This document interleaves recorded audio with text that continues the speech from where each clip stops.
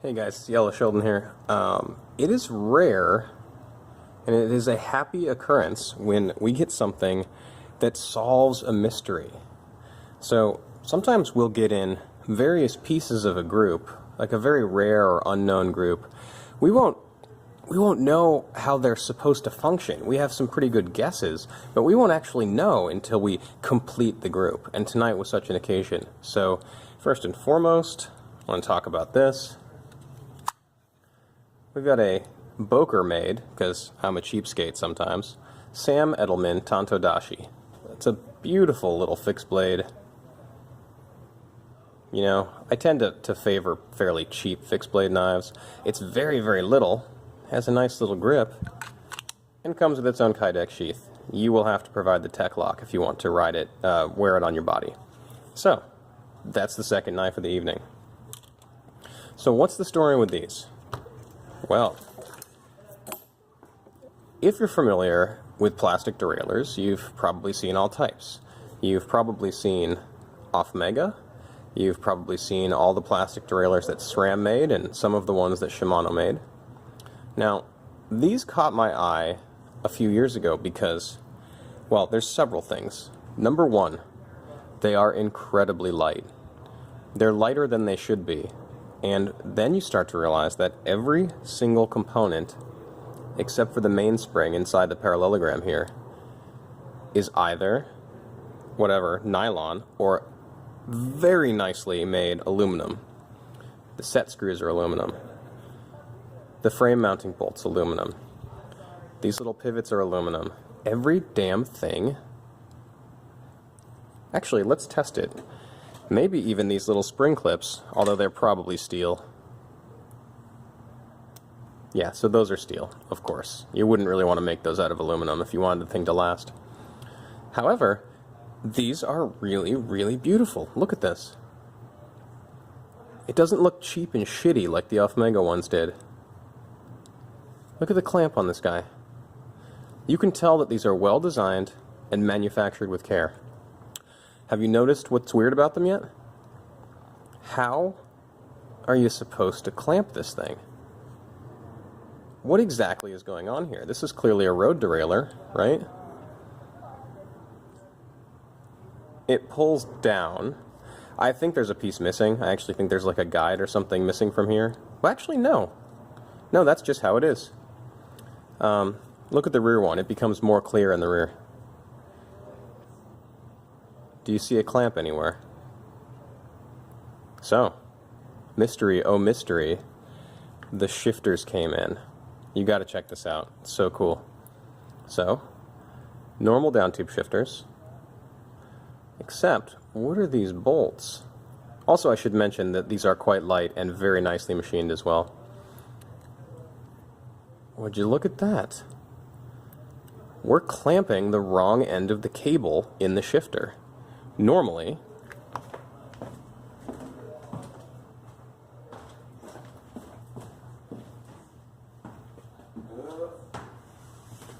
sorry, I know I'm a jerk for walking away. So normally, our shifter would have a small recess, and the cable would nestle in there. Obviously, it's the wrong way right now, but you'd have it in like this. So then, the derailleurs become illuminated. You understand immediately how these are supposed to work. Check this out. You run your cables backwards. I think that became crushed, actually. Let's see if I can get one in here. Yeah. You run the cables, and I suppose you could run it in either direction. No. One is for housing.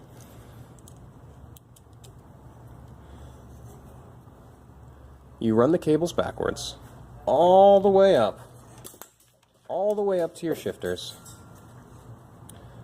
You slide them into these little recesses, you get them to a sufficient tightness, and then you clamp them down with the bolts. Mystery solved. Amazing stuff. I would love to have a classic bike set up with these. Look at how carefully they're made. Do you see the slight oval to keep the bolt from rotating? These pulleys run smoothly with no play.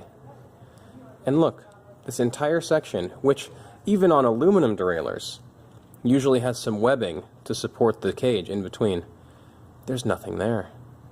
Just a big hollow S. I am so stoked about these. I'm going to do some more research tonight on these, but the mystery of the Walter is finally solved. There is one last thing I'd love to look at. I want to know what type of friction shifters these are. Let's see. It's a big, weird, knurled knoblin.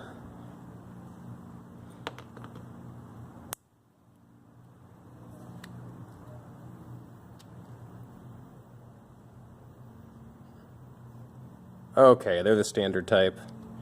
We got a stack of washers and spacers and nylon, which give it enough friction so that you can keep your derailleur where you want it. It's interesting that it's knurled like a thumb screw. I wonder if you could tighten it with your hand sufficiently to keep it from misshifting. Oh, you definitely could. Oh, you definitely could. This is probably one of those things where they've included a tool in case it gets too tight so that you can break it free. And in fact, let's see if I can get the other one up.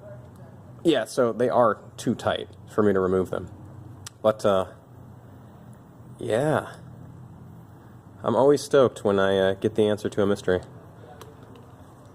And this might as well be 10 pieces of paper. This derailleur weighs absolutely nothing. And it's funny, if you watch the last video, I was talking about the heaviest campy grip shifters ever. And then we have this.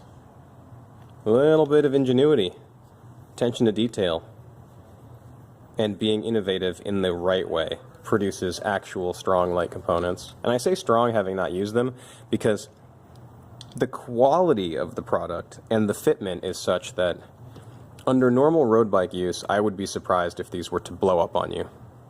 I mean, if the slap together Mega ones don't blow up, I am sure that the Walters won't blow up either. That's about it for this one, and have a good night.